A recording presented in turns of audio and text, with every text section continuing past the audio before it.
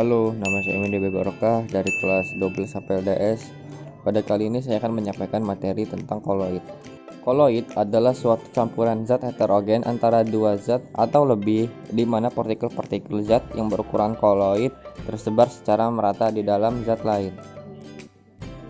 Ukuran partikel koloid berkisar antara 1 sampai 100 nanometer. Ukuran yang dimaksud dapat berupa diameter, panjang, lebar, maupun tebal dari suatu partikel. Koloid merupakan suatu sistem dispersi yang ukuran partikelnya lebih besar dari larutan, tetapi lebih kecil dari suspensi. Koloid terdiri dari dua bentuk, yaitu fase terdispersi dan medium pendispersi. Dalam kehidupan sehari-hari, kita dapat menemukan campuran yang tergolong larutan koloid atau suspensi. Contoh larutannya yaitu larutan gula, larutan garam, spiritus, dan alkohol 70%. Dan contoh koloid adalah susu, santan, sabun, selai, mentega, dan mayones. Contoh suspensi yaitu air sungai yang keruh dan campuran air dengan pasir. Sistem koloid mempunyai sifat-sifat khas yang berbeda dari sifat larutan ataupun suspensi. Berikut penjelasan sifat-sifat koloid. Yang pertama, efek Tyndall. Efek Tyndall adalah peristiwa penghamburan cahaya oleh partikel-partikel koloid. Terjadi karena partikel koloid yang berupa ion atau molekul berukuran besar mampu menghamburkan cahaya yang diterima ke segala arah. Semakin besar ukuran dan konsentrasi partikel koloid, semakin besar efek Tyndall. Contohnya, warna merah dan jingga di langit saat pagi atau sore hari, sorot lampu di suasana kabut dan malam hari, dan sorot lampu proyektor debu yang tampak pagi hari.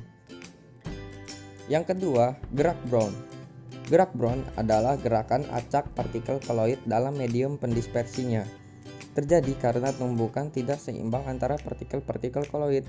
Bermanfaat untuk menjadikan koloid menjadi stabil dan mencegah pengendapan atau koagulasi.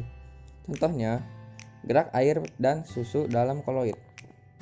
Yang ketiga, ada elektroforesis. Elektroforesis adalah peristiwa pergerakan partikel koloid karena pengaruh medan listrik yang mengakibatkan partikel-partikel koloid bergerak ke elektrode yang mempunyai muatan berlawanan dengan muatan koloid.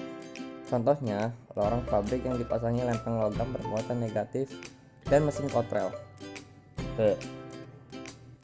Yang keempat, ada adsorpsi. Adsorpsi adalah proses penyerapan suatu partikel zat berupa ion, atom, ataupun molekul pada permukaan zat lain. Contohnya, pemisahan mineral logam dari bijinya. Yang kelima, ada koagulasi. Koagulasi adalah peristiwa pengendapan partikel-partikel koloid sehingga fase terdispersi terpisah dari medium pendispersi alias tidak menyatu. Contohnya adalah penyadap getah karet dengan CH3COOH atau HCOOH. Yang keenam, ada dialisis.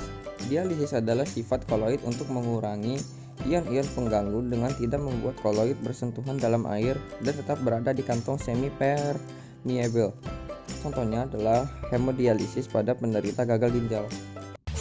Terima kasih telah menonton video ini. Mohon maaf apabila ada kesalahan dalam penyampaian informasi. Sampai ketemu di video selanjutnya. Bye bye.